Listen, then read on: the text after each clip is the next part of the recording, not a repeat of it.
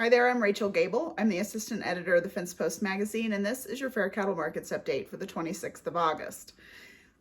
Today's episode is about Good Eats, EATS, and not the kind that Guy Fieri is cruising around the country trying.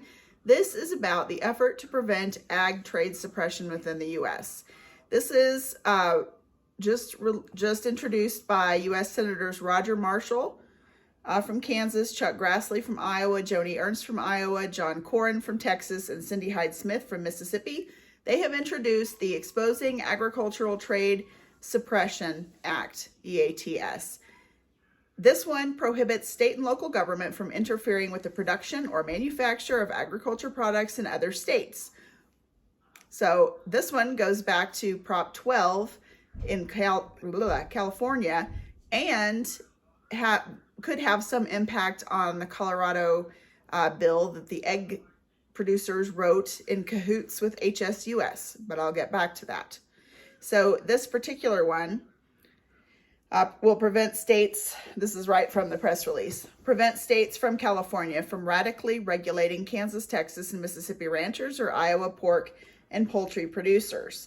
Senator Marshall said it's simply unacceptable that the federal government has spent decades breaking down non-tariff trade barriers to promote free trade with other nations, while our own states impede free trade within the United States. We simply can't allow radical state laws to dictate the agricultural practices of the rest of the nation, especially in a way that will only increase food costs for the food insecure and drive farmers and ranchers out of business. Guys, if you are not yelling at your computer screen right now and saying like, Rachel, what about pause? Exactly. What about pause? This is a lovely way to target really bad legislation or ballot measures. The egg bill was going to be a ballot initiative if the egg producers didn't agree to run legislation, basically. So at any rate, I'm a little excited about this one. So Senator Grassley from Iowa said, I don't know why anyone would want to live in a state where it's almost impossible to buy bacon. I knew I liked Chuck Grassley. But California wants to impose such a rule on its residents. Iowa has an abundance of agricultural products to offer, and folks from coast to coast should be able to enjoy them.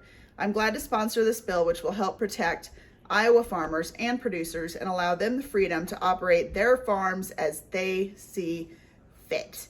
Senator Ernst said, we thought we've seen it all from the radical left, from defunding the police to the Green New Deal to trillions in new spending with skyrocketing inflation, but this takes it to a whole new level. Banning bacon?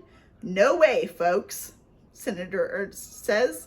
Radicals in liberal states like California shouldn't be allowed to punish hardworking farmers and producers in Iowa, which is why I'm pushing to strip out this ridiculous law and ensure Iowans can continue selling the nation's best pork, bacon, and eggs to Americans across the country.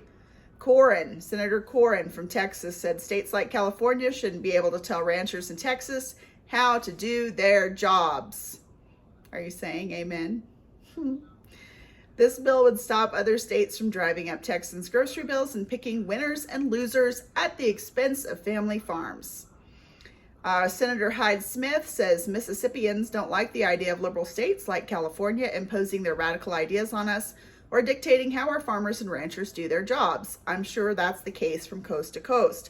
This pro-ag, pro-jobs legislation would establish a federal standard that fosters greater interstate commerce among states without interference from activist, city, or state governments. Now, this isn't about liberal or conservative, and the reason that they're picking on California so much is because of Prop 12. 20 states opposed Prop 12, and it actually was heard by the Supreme Court, which said that it was constitutional. But so Proposition 12 requires that the meat products raised outside the state still conform to the radical animal rights standards adopted by California under the guise of public health. This is all coming directly from Marshall's office. Unfortunately, on appeal, the Supreme Court denied cert, and shortly thereafter, the Ninth Circuit Court of Appeals rejected a separate pork industry lawsuit against 12 Several other states have adopted or contemplated laws that would impact the agricultural production outside their state. The Commerce Clause of the Constitution of the United States provides the federal government with the duty to regulate interstate commerce. Consistent with that duty, the Exposing Agricultural Trade Suppression Act prevents states from impeding agricultural trade from other states within the U.S. State and local units of government will still be able to regulate farming and ranching within their own state.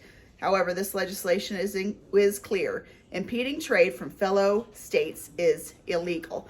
This makes a big difference in Colorado because this HSUS prompted legislation will make it only legal to sell cage-free eggs in Colorado, I believe beginning in 2024, 2025, I can't remember, 2024, I think. It cost egg producers millions of dollars to retrofit their facilities so that they can do that. And that means that if you want to sell eggs into Colorado, they have to be cage-free. So that is this state dictating to farmers and ranchers in other states how they want to sell their products if they want access to our market, and that is interstate trade, according to Marshall. It's interesting. So that's my favorite piece of news for the day. There was lots of other good stuff. I'm seeing lots of play on the FDA warning about you're not cows, y'all. So weird. At any rate, I'm Rachel Gable. This is the Fair Cattle Markets update for the 26th of August.